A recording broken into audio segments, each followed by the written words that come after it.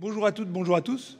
Je suis très heureux de vous accueillir pour cette première conférence, puisqu'on lance un cycle de conférences. Ça fait longtemps qu'on avait cette envie au niveau du site de Toulouse de réussir à lancer un cycle de conférences. Et donc c'est cette première cette année. On a choisi un objectif d'organiser 4 conférences et naturellement autour de notre mission. Et notre mission, je le rappelle, c'est vraiment de former des femmes et des hommes ingénieurs au service du monde et de ses enjeux. Et donc, naturellement, on a pris une thématique autour de ces enjeux. Et la thématique qu'on a choisie cette année est autour des transitions. Donc, transition sociétale, transition écologique, transition numérique et technologique. Et donc, il y aura 4 conférences organisées sur ces thèmes-là tout au long de l'année. Et on espère vraiment que ça permettra à tous les participants à ces conférences, étudiants comme personnalités extérieures, de prendre de la hauteur et de réfléchir sur ces enjeux. Voilà, donc j'espère que nous vivrons un beau cycle de conférences toute cette année 2025-2026. Et je vous souhaite à toutes et à tous une excellente conférence. J'en profite, avant de démarrer et de passer la main à Charlie, pour remercier ceux qui ont organisé au niveau de l'ICAM. Je pense naturellement particulièrement à Camille, qui a été très impliquée sur l'organisation de cette conférence, et aussi à Charlie, mais aussi à toutes celles et ceux qui sont aux manettes pour l'organisation de celle-ci. Voilà, excellente conférence à toutes et à tous.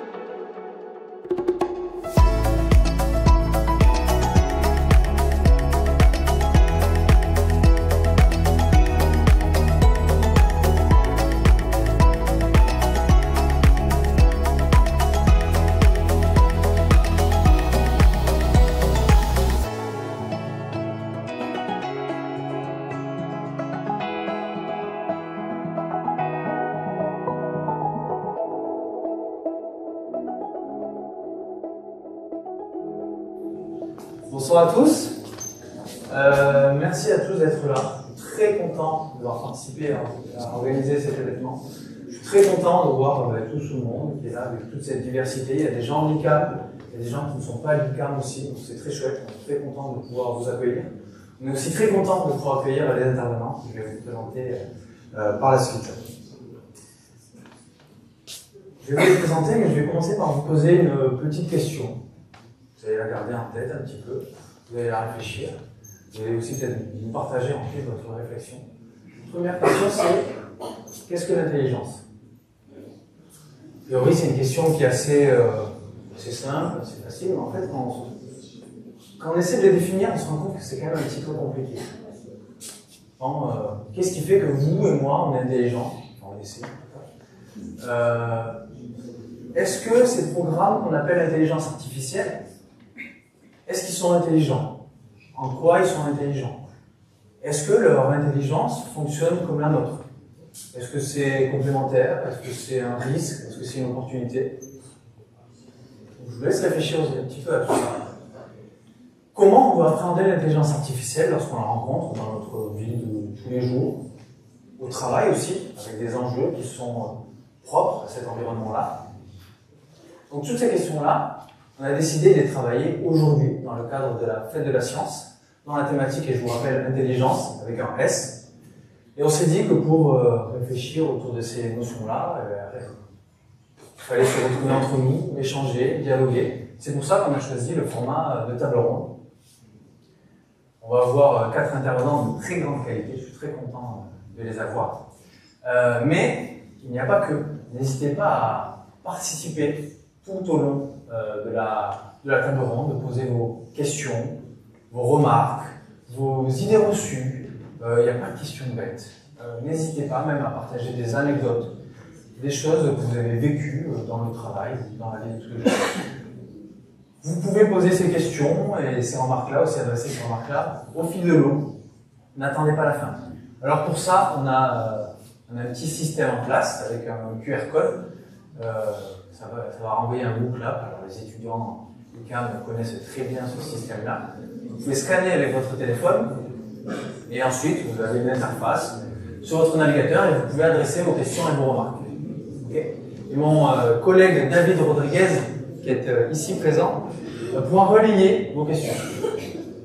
Alors oui, on pourrait aussi vous donner la parole en levant la main, en public, mais en fait on s'est rendu compte que ça a posé une petite problématique.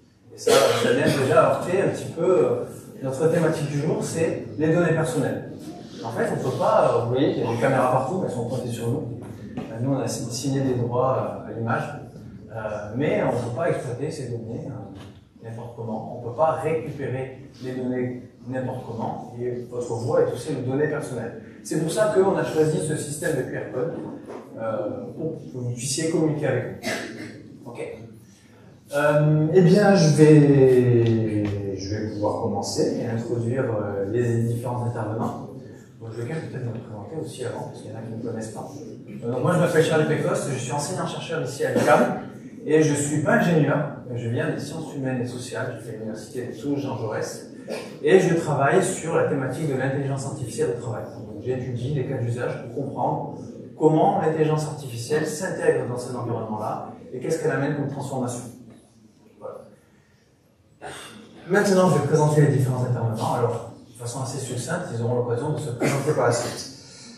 Je vais appeler sur scène Franck Amadieu, qui est enseignant-chercheur en psychologie cognitive et directeur.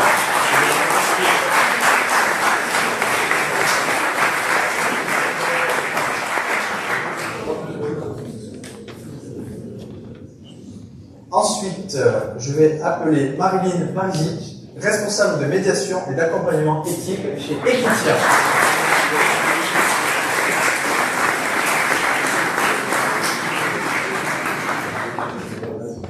J'appelle ensuite François-Marie de Saffre, Artificial Intelligence Technological Champion, c'est l'accent, à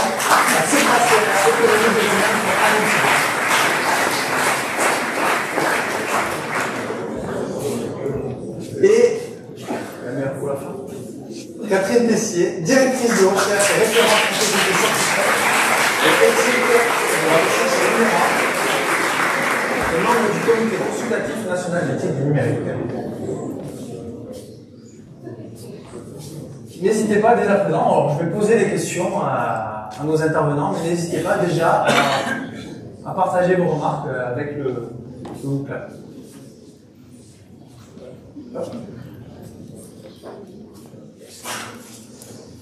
Alors, déjà, on va peut-être commencer par faire un premier tour de table pour savoir un petit peu, pour apprendre à vous connaître. Et ce que je vais vous demander, ce sera de vous présenter tout simplement avec vos spécialités, vos institutions, vos organismes de rattachement. Peut-être aussi votre façon d'appréhender l'IA, avec quel angle vous l'étudiez ou vous le pratiquez. Et puis éventuellement un exemple de projet ou d'activité que vous pouvez mener dans le cadre de votre travail de tous les jours. Alors, je vérifie juste si ce micro est bien.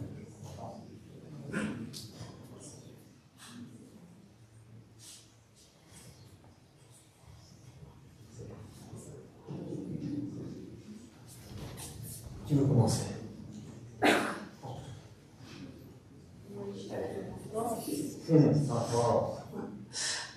Bonjour, donc oui, je suis Marilyn Parisic. Moi, je travaille dans une association, donc je suis pas ingénieure non plus, et en plus je travaille dans une association. Et cette association, donc qui s'appelle Equitia, elle a créé une charte éthique qui a été co-construite par divers types d'acteurs.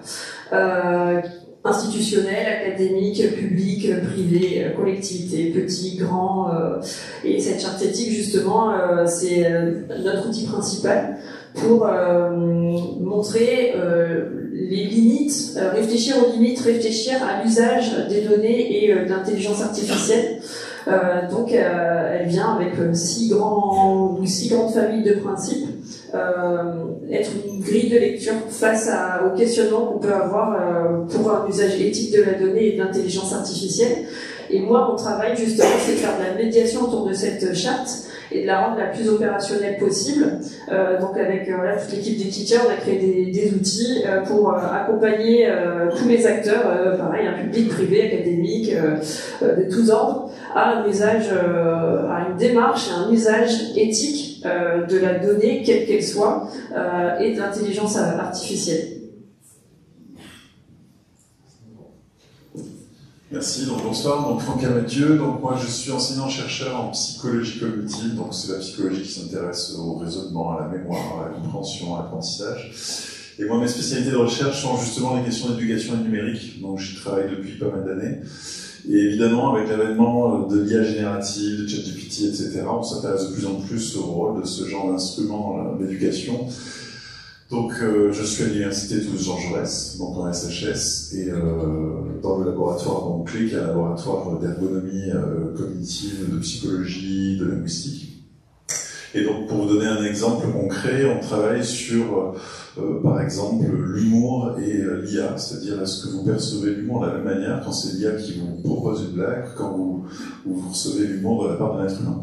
En fait, là je vous ai pris le côté fun de nos études, mais en fait, on s'intéresse un peu aux sources d'information, et notamment dans les apprentissages. Est-ce que quand l'information est délivrée par une IA, vous la traitez en tant qu'étudiant, apprenant de la même manière que quand c'est un enseignant qui vous donne l'information? Donc voilà le genre de questions qu'on se pose, on en a d'autres, on comprend.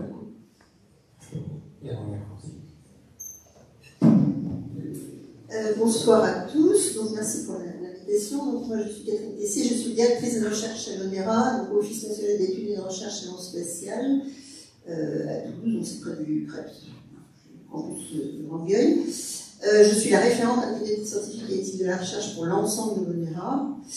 Je suis membre donc nouvellement nommée, très nouvellement nommée, il y a 15 jours, du comité consultatif national d'éthique du numérique, et auparavant j'étais membre du comité national pilote d'éthique du numérique. Je suis aussi membre du comité d'éthique de la défense, et je suis aussi experte auprès de la Commission européenne pour l'examen éthique et le suivi éthique des projets européens. Donc mes préoccupations concernent essentiellement donc, les questions éthiques liées au numérique, plus spécifiquement donc, tout ce qui est robotique, en particulier en milieu militaire et en particulier lorsque les robots portent des armes. Je ne vais pas vous faire peur, mais je m'intéresse à ce qu'on appelle à tort certainement les systèmes d'armes létaux autonomes. Voilà, et je fais énormément de formation en matière d'intégrité scientifique et d'éthique auprès d'étudiants, mais aussi en formation continue auprès des enseignants en particulier. Merci. Bonsoir. Donc il en fallait quand même un. On est dans une école d'ingénieurs, donc moi je suis pas chercheur, mais je suis un ingénieur.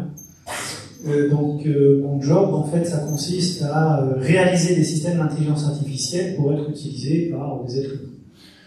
J'ai réalisé ma carrière en intelligence artificielle plutôt dans le domaine industriel, dans la sidérurgie et aujourd'hui dans l'aéronautique. Donc je fais partie d'une entreprise de services numériques donc, qui réalise des systèmes. Je fais partie de la direction technique, donc j'ai un rôle là d'orientation par rapport à l'évolution technologique, on va dire. Et pour ce faire, je suis détaché une partie de mon temps auprès d'Ality, qui est le cluster toulousain d'intelligence artificielle. Peut-être, je pense que vous le savez, il y a 9 IA clusters qui représentent des concentrations de chercheurs et d'industriels au service de développement technologique et scientifique en intelligence artificielle en France. Et celui de Toulouse est spécialisé sur l'IA dite de confiance, celle dont on a besoin pour les systèmes industriels critiques. Typiquement, les sujets qu'on va chercher à traiter, hein, on est donc à Toulouse dans un environnement aéronautique, vous prenez des fois l'avion, le train, les voitures. On cherche à mettre des systèmes d'intelligence artificielle dans ces véhicules, mais bien évidemment, on est fortement attentif au fait que la sécurité soit préservée. Vous n'allez pas prendre un avion sur lequel vous avez un risque de tomber.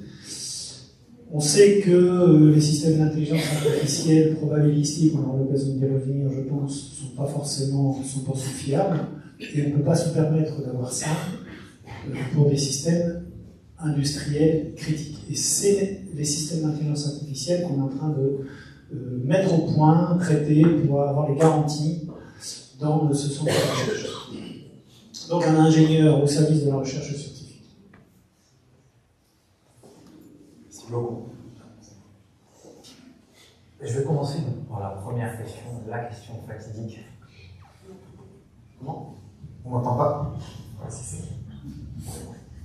La question fatidique, qu'est-ce que c'est l'intelligence? Et quelles sont peut-être aussi derrière les spécificités de l'intelligence humaine? Mais n'hésitez pas à tous à me répondre. Et aussi, vous aussi, si vous avez une perception de ce qu'est l'intelligence, n'hésitez pas à répondre à cette question. Et David fera le relais. Peut-être je peux tenter un premier élément de réponse. Ouais. Rapidement, je ne vais pas rentrer dans les débats de l'intelligence humaine et artificielle. Sinon, on peut refaire un même tableau ronde là-dessus, je pense. Alors pour moi, l'IA telle qu'elle est aujourd'hui, effectivement, c'est des modèles probabilistiques, et c'est des systèmes pour moi qui sont adaptatifs par rapport à d'autres IA plus anciennes, symboliques, qui étaient un peu programmés pour exécuter, pour proposer des choses dans certains contextes. Là, il y a un côté plus adaptatif de l'IA. Donc je pense qu'on appelle intelligence à ce côté adaptatif, mais en fait, à l'époque, dans le domaine de l'éducation, on avait des tuteurs intelligents, donc des systèmes qui accompagnaient l'activité des apprenants, mais on était sur des systèmes symboliques avec des règles, et on appelait ça des tuteurs intelligents. Moi, je vais vous dire, le mot intelligence ne m'intéresse pas plus que ça pour l'IA.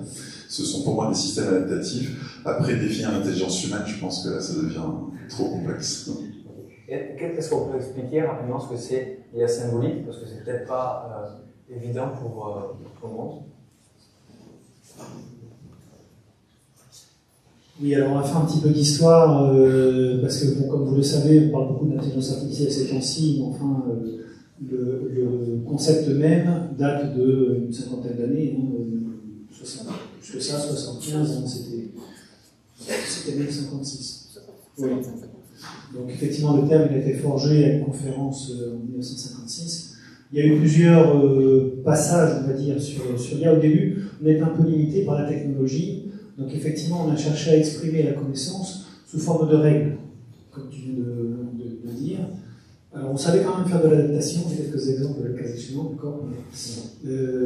Disons la caractéristique majeure de cette IA qu'on développait dans les années 80 à peu près, c'est qu'on essayait de modéliser en fait le raisonnement d'un expert. Donc la définition de l'IA qu'on avait à ce moment-là, c'était, on va dire, une définition fonctionnelle à l'aide d'un test que vous devez connaître, qui s'appelle le test de Turing, et qui consistait à dire, grosso modo, si je discute avec un système et que je ne sais pas que c'est un système, que j'ai l'impression que c'est un être humain, ben en fait, je peux dire que mon système, il a des comportements intelligents. C'est une définition comme une autre, qui est au moins assez opérationnelle d'un point de vue technique. Moi, je précise juste en tant qu'ingénieur, ce qui m'intéresse beaucoup, moi, c'est l'aspect opérationnalisation de l'IA, donc ce test-là m'allait bien.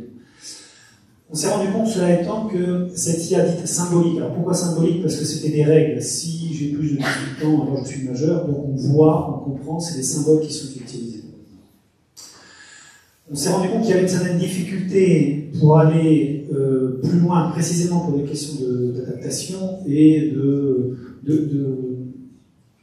capacité, on va dire, d'être robuste par rapport à un certain environnement, au sens où les règles sont un peu binaires d'une certaine façon. Donc on a voulu aller un peu plus loin et on a eu effectivement des travaux qui ont permis, dans les années 2010, d'aller vers de l'IA plus connexionniste, qui existait déjà auparavant, mais que vous connaissez bien aussi, c'est le machine learning, deep learning, etc. Et à un moment donné, on s'est rendu compte que les comportements de ces systèmes ils dépassaient les facultés, enfin pas les facultés, mais les résultats de ce qu'on était capable de faire nous, êtres humains. Typiquement dans le domaine de l'image, en 2012, en fait, il y avait des systèmes qui surperformaient par rapport à l'être humain. Donc à ce moment-là, évidemment, ça a été le démarrage. Et c'est la deuxième partie de l'IA connexionniste. Peut-être qu'on pourra revenir d'ailleurs d'un point de vue cognitif sur à la fois l'aspect symbolique, le langage, et puis l'aspect un peu holistique sur les données. Mais ce serait intéressant d'écouter ça aussi. Et effectivement, je continue juste, mais sur la troisième révolution, d'une certaine façon, qui est l'IA générative, qui change encore un petit peu le paradigme. C'est basé sur de l'apprentissage statistique, probabiliste, etc. Mais il se passe un phénomène tout à fait particulier, c'est qu'avec la masse, le volume et la quantité de données observées, on a des comportements plus ou moins émergents qui arrivent et qui donnent des illusions d'intelligence au sens du test de Turing dont je parlais précédemment. C'est-à-dire que vous-même, très certainement, je suis désolé de le dire, mais si vous passez le test de Turing contre un chat GPT ou autre, vous risquez de perdre.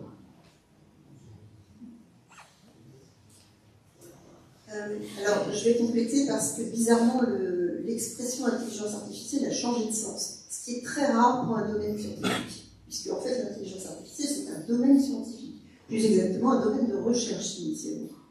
Et les deux mots ne doivent pas être séparés. Et c'est là qu'il y a un problème, c'est que la question, est-ce qu'on peut comparer l'intelligence humaine à l'intelligence artificielle, en fait, elle n'a aucun sens. C'est comme si vous disiez, est-ce que je peux comparer l'intelligence humaine à la géologie, ou aux mathématiques, ou à l'histoire? Ça n'a aucun sens, puisque l'intelligence artificielle, c'est un domaine scientifique, un domaine de recherche. Et donc, l'histoire de changement de sens, de sémantique, c'est qu'on constate, on observe, il y a peut-être une recherche intéressante à faire là-dessus, c'est que ce nom intelligence artificielle, qui est le nom d'un domaine de recherche, il est utilisé depuis quelques années comme synonyme de système à base d'apprentissage machine.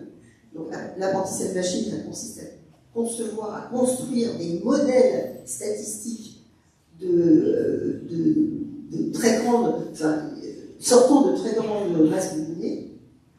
Donc c'est devenu un synonyme de système à base d'apprentissage machine, et encore plus récemment, maintenant, un synonyme de système génératif. D'accord. Donc on dit intelligence artificielle, maintenant c'est quasiment synonyme de ChatGPT. Alors ça n'a pas de sens d'un point de vue recherche, d'un point de vue discipline scientifique. Et on continue, alors bien sûr on n'a pas abandonné, et pour cause, les systèmes symboliques, parce que ces systèmes symboliques, et c'est un champ de recherche actuellement, vont de plus en plus devenir en complément des systèmes statistiques pour justement fournir la dimension explicabilité qu'on ne sait pas faire, en tout cas aujourd'hui, avec des systèmes statistiques. C'est-à-dire qu'on ne sait pas expliquer comment ces systèmes statistiques fonctionnent.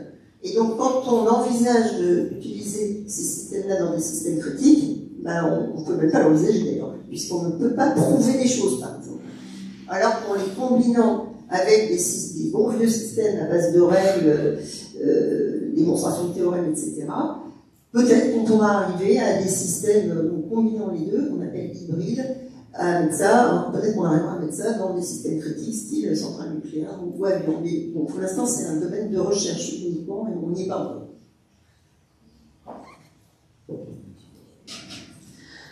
Oui, je vais dans ton sens et je poursuis même sur le fait que du coup, en utilisant le terme intelligence artificielle, on oublie qu'on est dans une dimension d'outils. Ça reste des outils. Tout ce qu'on avait comme problème sur le numérique, en fait, on ne les avait pas encore réglés en termes d'usage, de production et en termes éthiques que l'IA est arrivée comme une vague submersible. Et au final, on se retrouve là avec effectivement beaucoup de termes qui peuvent être trompeurs pour l'usager et qui ne prennent pas en considération en fait justement l'expérience utilisateur. Quel est le besoin auquel ça répond? En fait, on se retrouve avec justement, si on prend l'exemple de ChatGPT, avec finalement une intelligence artificielle qui a l'air d'être magique. qui peut répondre à toutes les questions, et en fait, au final, ça répond pas forcément vraiment aux besoins utilisateurs, ou ça répond pas à ce que ça a été, pourquoi ça a été conçu. En fait, on le sait pas, on l'utilise, tout le monde l'utilise, et finalement, personne se pose la question de son utilité réelle. Voilà, ne serait-ce que pour voir la météo, on peut regarder par la fenêtre, ou alors on peut demander à ChatGPT, et maintenant on commence à avoir un changement d'usage et des habitudes qui se mettent en place, et qui finalement, je vais pas dire dévoie l'outil en lui-même, mais au final on n'a pas créé l'outil pour ça, et cet outil-là, maintenant, on l'utilise un peu à toutes les sauces, et d'où l'idée de se questionner avant d'utiliser un outil, quel qu'il soit, que ce soit un outil numérique, et a fortiori que ce soit de l'intelligence artificielle, parce que derrière, justement, il y a d'autres répercussions, notamment sur le plan potentiellement environnemental, humain, et même éthique. Ce qui est intéressant, c'est que là, on comprend dès les premiers échanges que le nom même d'intelligence artificielle fausse les échanges, peut-être fausse aussi la vision qu'on peut avoir de ces outils-là, qui sont des outils numériques et qui sont des outils avant tout. Il y a eu des petits lapsus qui ont été intéressants. À un moment donné, François-Marie, tu as parlé tu as dit des facultés, et finalement tu t'es repris après des résultats. Donc on voit qu'il y a quand même des choses qui jouent, c'est-à-dire qu'elle est meilleure sur les résultats, mais pas forcément sur les facultés. Ça veut dire qu'il y a des choses qui sont différentes, mais ça nous amène, il me semble, aussi à ce terme d'intelligence artificielle qui nous pousse à anthropomorphiser l'outil pour lui donner des propriétés, des caractéristiques humaines. Et donc, on a peur qu'il raisonne comme nous, mieux que nous, mais en fait, on se rend compte que c'est pas comparable, si je comprends bien. David, il y avait une question après, mais... Oui, en fait, ça n'a pas de sens. Enfin, la question même de comparaison des deux n'a aucun sens. Parce que, comme je disais, la différence entre l'intelligence et la géologie. Ce qui est rassurant, finalement. Pardon ? Ce qui est rassurant. Ce qui est rassurant, oui. Alors, par contre, un point de détail, c'est que, vous savez peut-être qu'il y a un règlement européen qui se met progressivement en place, AI Act, donc en anglais, le règlement européen sur l'intelligence artificielle, qui concerne les systèmes d'intelligence artificielle. C'est ce terme-là qui est employé dans le texte. C'est-à-dire, ce règlement, cette législation, va concerner des systèmes, donc physiques, qui intègrent un certain nombre de techniques d'intelligence artificielle, mais pas forcément limitées aux techniques à base d'apprentissage machine. Donc, en gros, des techniques numériques. Et ça concerne bien des systèmes et non pas la matière logicielle qu'il y a dedans. Par exemple, sont interdits les systèmes qui vont permettre de détecter des émotions en recrutement de personnel. Je vous donne un exemple parmi d'autres. Voilà. Merci pour la distinction entre discipline scientifique d'un côté et système à base d'IA qui permet de placer une frontière claire. Peut-être sur des éléments plus basiques, on a une question qui va demander c'est quoi l'IA, donc plutôt les systèmes à base d'IA, et c'est quoi la différence avec un programme qui s'exécute, donc un algorithme, et qu'est-ce qui la rend intelligente. En fait, il y a peut-être des éléments de base de départ qui n'ont pas forcément été bien clarifiés, même si énormément de techniques ont été présentées. Oui, c'est une question intéressante. C'est pour ça que tout à l'heure j'ai évoqué l'aspect test de Turing. C'est-à-dire que nous, quand on doit faire des systèmes dits d'intelligence artificielle, qu'est-ce qu'on cherche à faire en fait? On cherche à avoir une performance de ces systèmes dans l'interaction avec l'être humain qui permettent d'une certaine façon à l'être humain de se trouver avec un système entre guillemets comme s'il était avec un être humain. Aujourd'hui, quand vous travaillez en équipe, vous posez des questions, vous avez des retours, vous avez une question à poser, vous adressez à un expert, vous devez exécuter votre tâche, vous la faites en équipe. À un moment donné, il peut se faire que ça peut être intéressant pour tout un tas de raisons sur lesquelles on pourrait revenir, que plutôt que d'avoir un être humain avec nous pour réaliser la tâche, eh bien, on a envie d'avoir un système. Je vais juste vous donner un exemple. On a mesuré, par exemple, en mettant des experts humains 24 heures sur 24 sur un procédé industriel, qu'on arrivait à avoir une performance du procédé qui était nettement supérieure à la performance observée. Donc on s'est dit, ben en fait, on va mettre l'expert tout le temps. Oui, mais alors le problème, c'est que l'expert, oui, c'est un être humain. Donc, il a envie de dormir, des fois il est malade, il n'a pas envie de passer 24 heures par jour au boulot, et des experts, on n'en a pas 36. Comment est-ce qu'on fait en fait?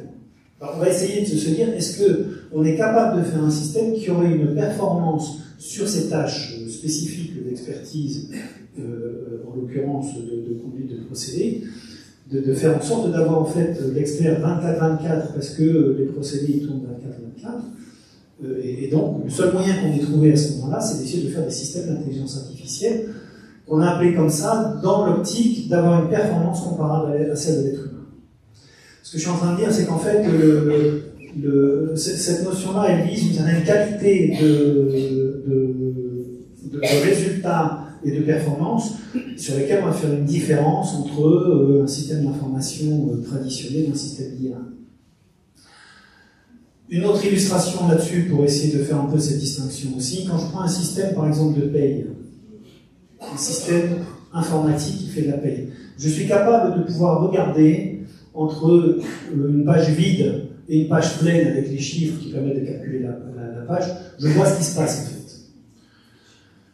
Quand je fais des systèmes un peu plus sophistiqués, etc., j'ai une certaine performance, mais je ne sais pas forcément par quel moyen j'y suis arrivé. C'est ce qui était évoqué il y a quelques instants en matière de capacité de comprendre ces systèmes-là, mais qui sont très performants aussi. Donc on a une espèce de complexification de la performance et du résultat qui s'apparente en termes de mesure à ce qu'un être humain serait capable de faire, et à ce moment-là, on parlera de système d'intelligence artificielle, par exemple. Ça répond. Oui. Merci. Je me posais la question aussi, c'est vrai que quand on essaie d'opérationnaliser tous ces concepts-là et du coup toutes les méthodologies qu'il y a autour, je pense notamment par exemple chez Equitia, donc je fais une charte d'opérationnaliser pour aider les entreprises et les organisations à animer des projets autour des systèmes d'intelligence artificielle. Comment justement vous arrivez à appréhender cette distinction IA, non-IA? Est-ce que des fois vous vous êtes rendu compte que là, ça ne rentrait pas dans le cadre de votre champ, de votre spectre? Alors justement, nous, dans notre démarche, l'idée c'est vraiment de se questionner, de partir du besoin, donc de bien analyser le besoin, le cas d'usage. En général, si on arrive à bien identifier le périmètre du besoin, le cas d'usage, l'idée c'est justement de ne pas partir dans tous les sens en termes techniques, de solutions pour régler ça, et d'identifier du coup soit le bon modèle d'IA, soit pas le modèle d'IA justement, parce que voilà, les IA ça peut être très performant si c'est bien développé et ça répond vraiment bien aux besoins, et des fois justement c'est pas une IA qui va répondre aux besoins parce que l'IA, il y a des contreparties qui sont du coup c'est très performant, donc c'est très énergivore, ça utilise aussi beaucoup d'eau, suivant les données qu'on a eues pour entraîner le modèle d'IA, les résultats sont pas forcément au niveau, parce qu'il peut y avoir beaucoup de biais si les données sont pas bien représentatives. On peut avoir des problèmes justement de fiabilité des résultats. Comme on l'expliquait, voilà, les IA, on ne sait pas forcément tout ce qu'il y a dedans et on ne sait pas forcément les expliquer. Donc il y a un vrai problème de transparence aussi. Donc l'idée c'est de filtrer finalement, il y a plein d'autres problèmes, et en même temps ça peut être très performant et très fiable si on a bien travaillé ce qu'il y a en amont. Donc l'idée c'est vraiment de peser le pour et le contre suivant les résultats qu'on a envie d'obtenir et le cas d'usage qu'on a en face, pour se dire que IA utile ou futile, nous on est pour l'IA utile justement, et la charte nous permet d'avoir cette grille de lecture.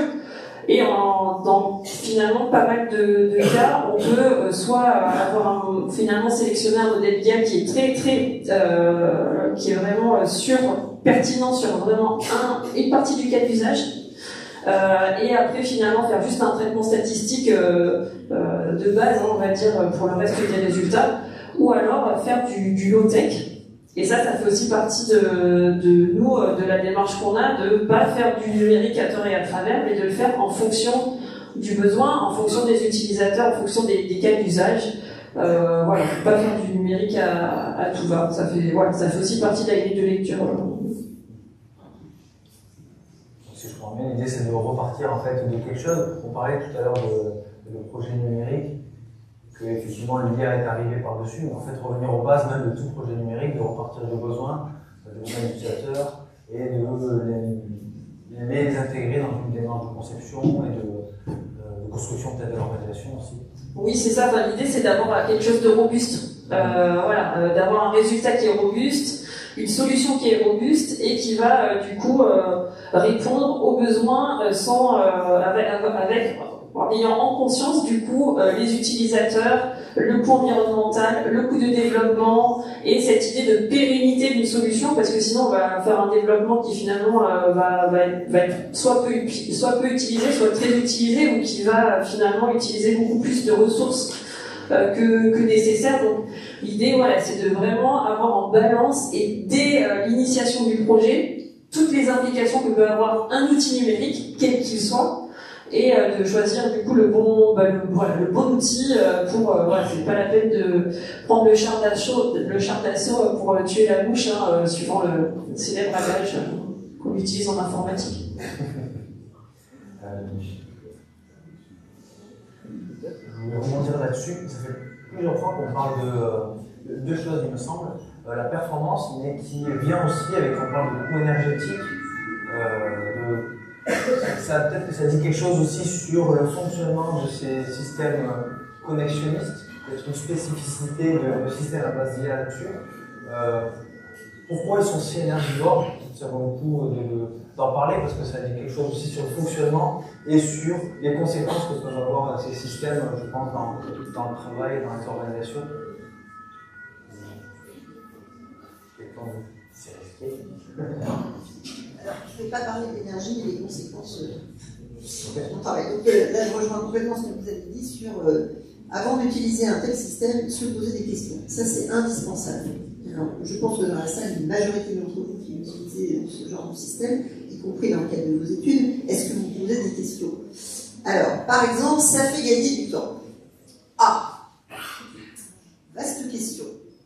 Si ça fait gagner du temps, il faudrait des études scientifiques qui évaluent exactement et précisément quel est le temps gagné et dans quel cas.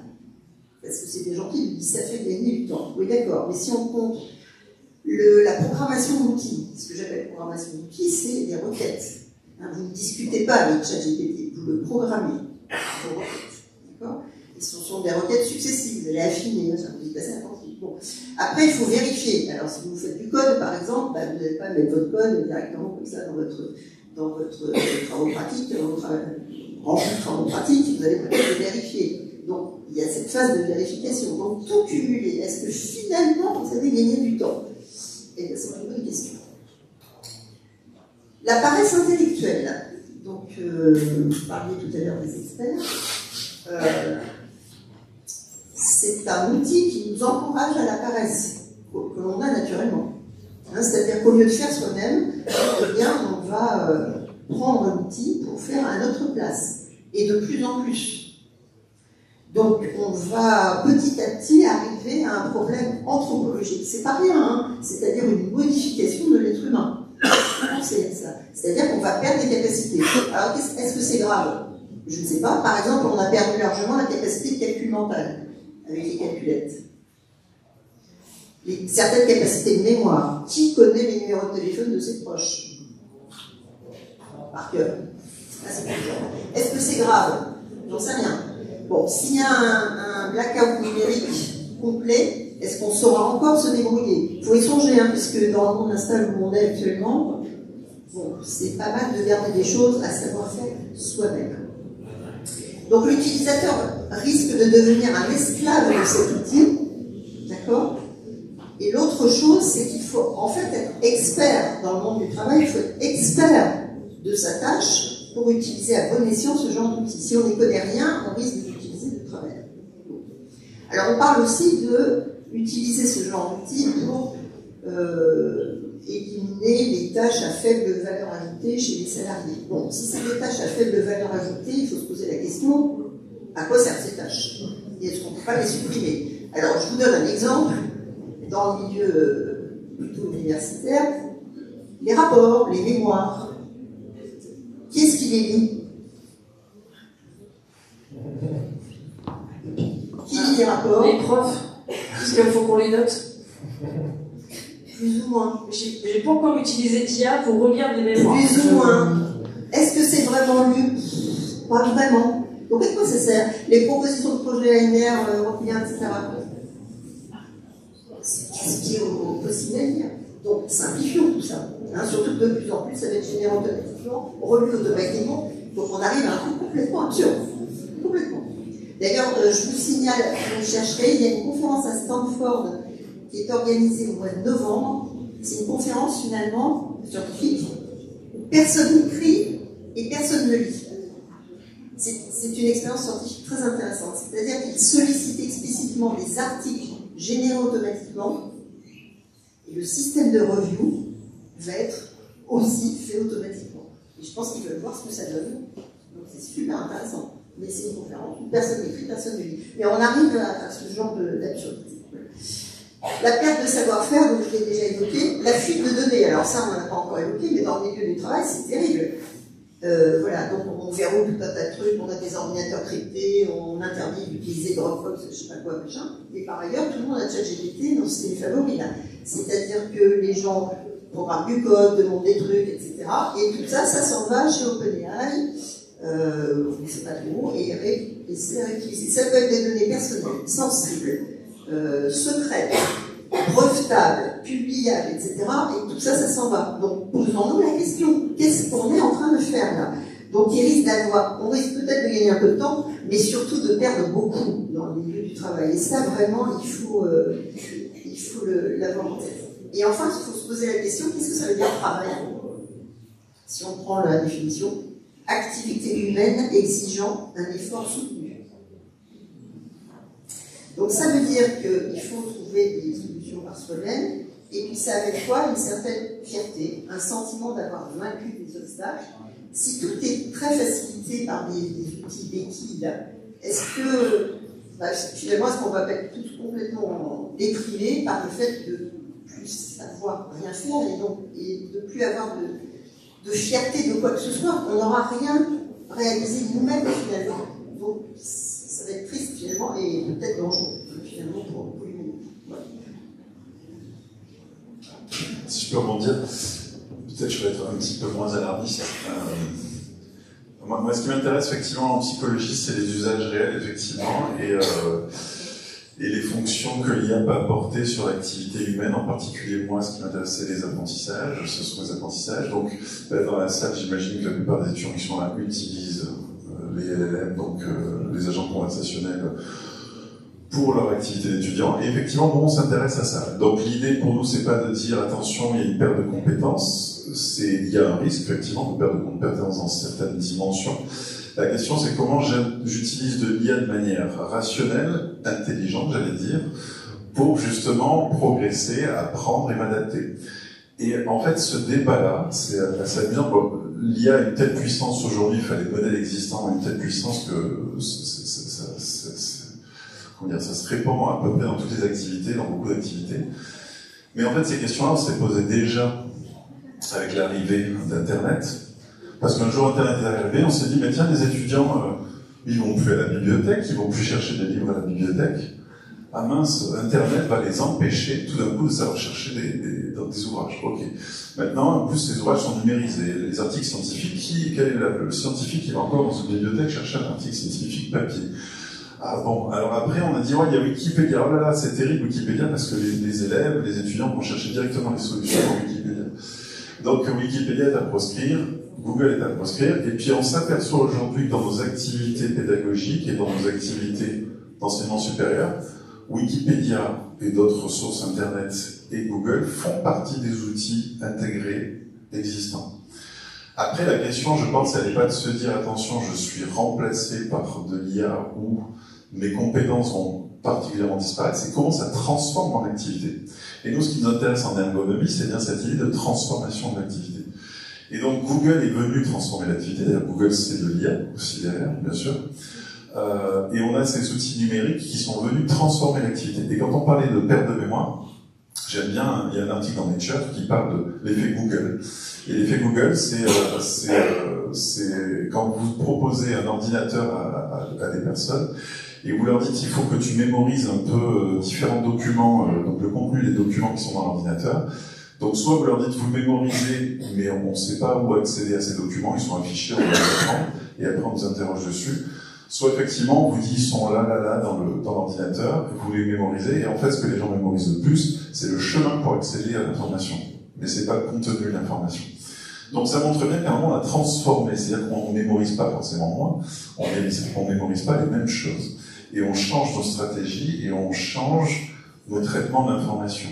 Mais nos capacités intellectuelles, elles sont toujours là. À ma connaissance, les êtres humains des années 50 n'avaient pas plus de capacités cognitives ou intentionnelles de mémoire que les étudiants aujourd'hui à l'université ou dans les écoles d'ingénieurs.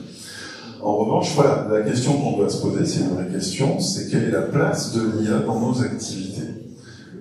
Et là, effectivement, je prends un exemple tout bête, la question de l'anglais. C'est une vraie question, hein. Moi que j'ai avec mes étudiants, j'ai pas la réponse. Hein. Faut-il encore lire des articles en anglais? Pardon, des articles scientifiques. Et voilà, c'est une vraie question, et c'est-à-dire ça devient une compétence évidemment majeure pour nous, pour les sciences. Mais les outils d'IA non seulement résument en français, traduisent, et même nous on commence à se dire mais est-ce que les relecteurs d'articles, des fois quand on veut faire relire nos articles en anglais pour vérifier que c'est un peu cohérent, finalement on se demande quel est l'avenir des traducteurs aussi, c'est une vraie question, sinon on forme des traducteurs aussi, donc on se pose la question à l'université. Donc on voit qu'il y a des enjeux, effectivement, quelle est la place des langues, parce que l'IA actuelle est très forte sur les langues, très très forte, avec les LLM.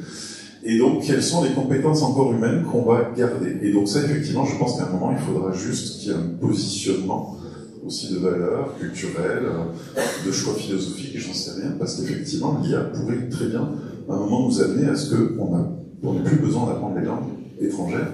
On a des systèmes maintenant d'interprétariat, j'allais dire automatique, qui commencent à être de plus en plus efficaces. Donc je pars dans une langue et ça traduit automatiquement dans notre langue. Si je peux compléter sur l'histoire des langues, il peut se poser la question aussi, pourquoi ne pas écrire des articles scientifiques directement dans sa langue maternelle, donc le français pour un certain nombre d'entre vous. Par contre, l'histoire de la traduction, alors les traducteurs vont vous dire, non pas du tout, parce que sur les domaines pointus, en particulier en littérature, en langue un peu ancienne, etc., c'est archi nul. Ça vous donne des trucs, parce que les corpus d'entraînement contiennent peu ou pas d'éléments de base pour pouvoir faire des traductions correctes. Alors sur les documents avec une langue ordinaire, on va dire ça marche relativement bien, avec tous les biais qu'on connaît, hein, les biais de genre en particulier, voilà, c'est encore très évident. Par contre, sur des documents très pointus dans des langues, dans des domaines de recherche ou techniques très spécifiques, voilà, ça marche pas très bien et on a besoin d'experts humains pour le traiter. Et je ne parle pas des langues très rares, des langues très rares, voilà, des langues africaines, des langues qui ne figurent pas dans les corpus, hein, puisque les corpus majeurs actuellement, c'est l'anglais et le mandarin, éventuellement l'espagnol, mais voilà, après, les autres sont très minoritaires et donc les corpus d'entraînement n'intègrent peu ou pas ce genre de langue. Oui, pour compléter par quelques grands chiffres, il y a grosso modo 70% du corpus qui est anglophone. Donc de suite, ça réduit énormément. Et les corpus qui sont que de l'ordre du français sur des grands corpus d'entraînement, en général, on est autour de 2% de français. Enfin, c'est ridicule en fait. Et donc si on essaye d'entraîner et de traduire et d'adapter aussi, parce que il peut y avoir des biais culturels qui ressortent. Et clairement, mais ça c'est valable pour n'importe quel usage. Là, on est dans la langue et dans la culture. Mais justement, l'outil de traduction par l'IA, enfin voilà, d'utiliser l'IA comme outil de traduction, au final, on va pas adapter à la langue de sortie suivant un contexte culturel particulier, parce qu'on va voilà, juste traduire un peu du mot à mot, reprendre ce qu'il y a dans les bases. Et donc, il manque quand même une certaine une émotion à transmettre, ou voilà une adaptation qui ne sera pas présente effectivement sur des modèles qu'on a actuellement. Je crois qu'il y avait une question qui rebondissait là-dessus. Alors, ça marche, hein? Non.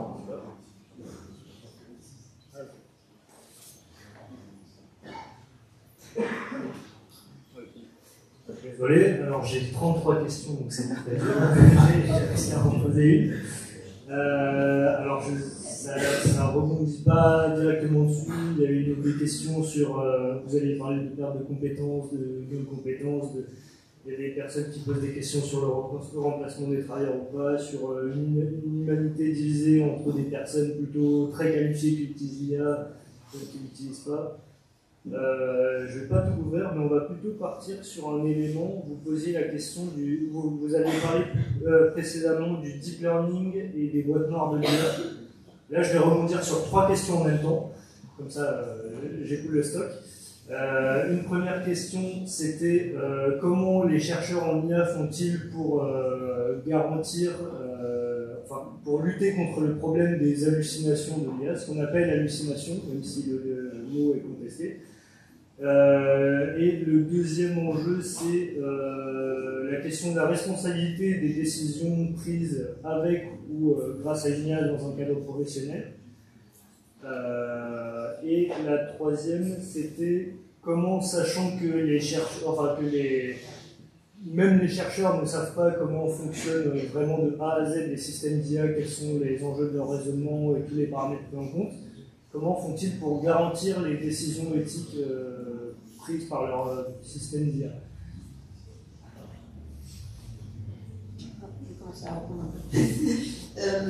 Alors, sur ce qu'on appelle le contrôle humain, hein, c'est ce qu'il y a dans le règlement européen.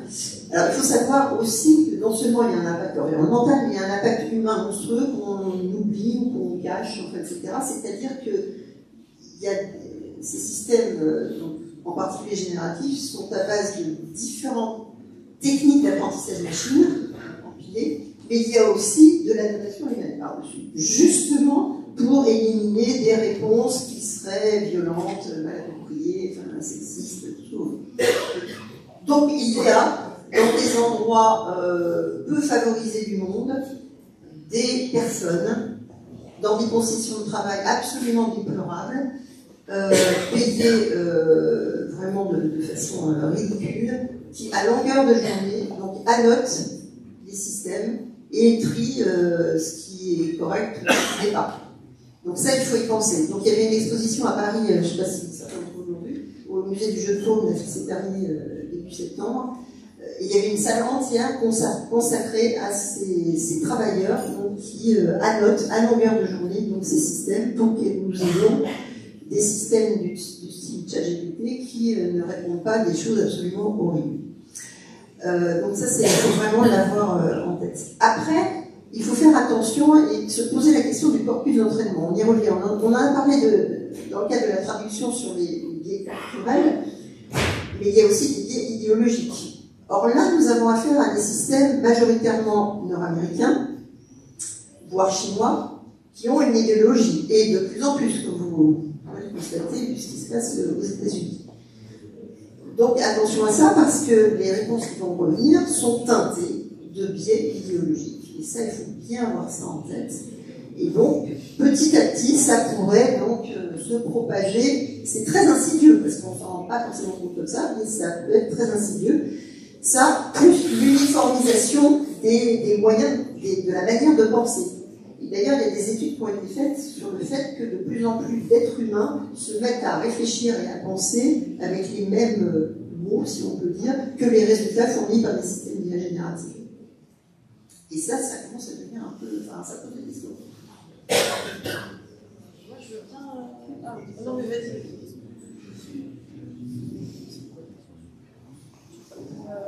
Moi, j'ai une anecdote sur la prise de décision, une anecdote rigolote, mais qui finit pas très bien. Donc c'est pas une anecdote personnelle, hein, c'est une de mes collègues qui m'a raconté. Dans une société, du coup, la société décide de prendre ChatGPT, donc pour toute la société, le compte payant plus. Et du coup, certaines personnes de la société utilisent le modèle du coup pour poser des questions diverses et variées. Mais tout le monde en fait peut voir l'historique. D'accord? Mais tout le monde n'avait pas vu qu'il pouvait voir l'historique. Enfin bon, bref. Donc du coup, les questions posées les plus saillantes sont qu'est-ce que je peux faire pour mes vacances sur le temps de travail? Des questions autour de est-ce que je dois divorcer ou pas? Et après, justement, la société a des problèmes financiers, il faut réduire le personnel. Et c'est là où justement l'anecdote devient un peu croustillante. Il y a une des personnes qui dit là je te mets 7 CV là à traiter. Il faut que sur ces 7 CV je puisse licencier 3 personnes sur les 7. Donc qu'est-ce que tu me conseilles, ChatGPT? Lesquels j'enlève? Donc ok. Et le pire du pire, c'est ok. Donc tu m'as donné 3 personnes à licencier. Comment je peux faire pour les licencier sans avoir de procédure au prud'homme et donc de ne pas être du coup acquitté au niveau juridique après.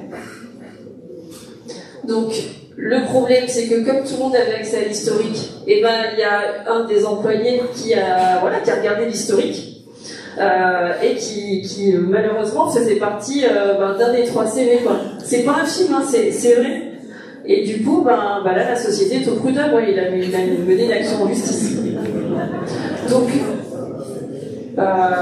déjà, on peut réfléchir sur ce cas. C'est intéressant quand même déjà. Outre de demander à l'IA si tu vas divorcer ou pas, c'est quand même bizarre, quoi. C'est pas une boule de cristal, et même la boule de cristal, déjà on savait que c'était de l'arnaque.